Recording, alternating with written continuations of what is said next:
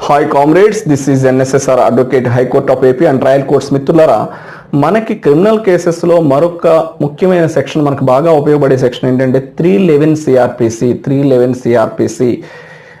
Section 311 of CrPC 1973 ప్రకారం. అయితే ఇప్పుడు మనం బిఎన్ఎస్ఎస్కి వచ్చినట్లయితే కనుక 311ని మనం ప్యారలల్గా బిఎన్ఎస్ఎస్లో మనం ఏం చూసుకోవాలంటే 348 బిఎన్ఎస్ఎస్ 2023 సెక్షన్ మనం చూసుకోవాల్సి ఉంటుంది. యాక్చువల్గా 311 సెక్షన్ సిఆర్పిసి డెఫినేషన్ ఏంటి? Power to summon material witness or examine person present. అదేవిధంగా మనకి బిఎన్ఎస్ఎస్కి వచ్చినట్లయితే కనుక 348 బిఎన్ఎస్ఎస్ ప్రకారం power to summon material witness or examine person present. అంటే సహజంగా ఈ సెక్షన్ మనకి ఎప్పుడు ఉపయోగపడుతుంది? సమ్ టైమ్స్ కొన్నిసార్లు మనకి ఏంటంటే మనం చీఫ్ ఎగ్జామినేషన్ కంప్లీట్ అయ్యాక, ప్రాసిక్యూషన్ ఎగ్జామినేషన్ అంటే చీఫ్ ఎగ్జామినేషన్ కంప్లీట్ అయ్యాక మనం అవైలబుల్గా లేకపోతే అడ్వకేట్ ఏదైనా అనారోగ్య కారణాల రీత్యా కానీ ఏమైనా జరిగినప్పుడు కొన్ని సందర్భాల్లో నంబర్ ఆఫ్ ఆపర్చునిటీస్ డిఫెన్స్ కౌన్సిల్కి ఇచ్చినప్పుడు కూడా కొన్ని సందర్భాల్లో ఆబ్సెంట్ అవ్వడం జరుగుతూ ఉంటుంది. అటువంటి సందర్భాల్లో వారు క్లోజ్ చేయడం జరుగుతుంది. నిల్ ట్రీటెడ్, క్రాస్ ఎగ్జామినేషన్ ట్రీటెడ్ నిల్ అని రాయడం జరుగుతుంది. సో అటువంటి సందర్భంలో మనం మరలా with the permission of the honourable court మనం 311 సిఆర్పిసి 1973 ప్రకారం అయితే అప్పుడు పిటిషన్ దాఖలు చేసేవాళ్ళం.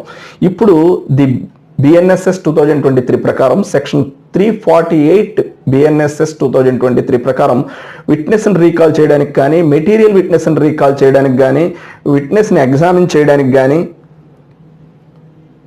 మనం క్రాస్ ఎగ్జామినేషన్ చేయడానికి కానీ మనం ఉపయోగించుకునేటటువంటి సెక్షన్ ఇది డిఫెన్స్ కౌన్సిల్. అదేవిధంగా ప్రాసిక్యూషన్ కూడా అదేవిధంగా రీకాల్ చేయడం అనేది జరుగుతూ ఉంటుంది. మిత్రులారా, this is most important section. 311 CrPC అనేది మనకి సిఆర్పిసిలో ప్రజెంట్ ఇంకా బిఎన్ఎస్ఎస్ కాబట్టి మనకి 348 బిఎన్ఎస్ఎస్ 2000 సెక్షన్ 348 బిఎన్ఎస్ఎస్ 2023 ప్రకారం మనం విట్నెస్ని రీకాల్ చేయడం కానీ, మెటీరియల్ విట్నెస్ని రీకాల్ చేయడం కానీ మనకి జరుగుతూ ఉంటుంది. దీన్ని actual original definition of the BNSS section BNSS 348 ఏంటంటే power to summon material witness or examine person present. ఇది ఒరిజినల్ డెఫినేషన్. సో మనం దీన్ని యాజ్ యూజువల్గా మనం ఏంటంటే రీకాల్ పిటిషన్ అంటాం, రీకాల్ విట్నెస్ పిటిషన్ అని చెప్పేసి సహజంగా కోర్టులో పరిభాషలో మనం ఎక్కువగా వాడుక భాషలో ఉపయోగించేది recall the witness, recall petition అని చెప్పేసి మనం చెప్పడం జరుగుతూ ఉంటుంది. ఇది కూడా మోస్ట్ ఇంపార్టెంట్. ఎందుకంటే కొన్ని సందర్భాల్లో ఒకే స్టేషన్లో నంబర్ ఆఫ్ కోర్ట్స్ ఉంటాయి. ఒక కోర్టులో ఒక ప్రొసీడింగ్స్లో మనం పార్టిసిపేట్ చేసినప్పుడు మరో కోర్టులో మన కేసే మనం పిలవడం అందుబాటులో లేకపోవడం వల్ల కోర్టు వారు నంబర్ ఆఫ్ ఆపర్చునిటీస్ లేకపోతే అక్కడ ఉన్నటువంటి ఒత్తిడి వల్ల, పని ఒత్తిడి వల్ల, లేకపోతే మనం నిర్లక్ష్యం వల్ల, అడ్వకేట్ నిర్లక్ష్యం వల్ల వారు ఏం చేస్తారంటే క్రాస్ ఎగ్జామినేషన్ ట్రీటెడ్ నిల్ అని చెప్పి వారు పేర్కొనడం జరుగుతుంది.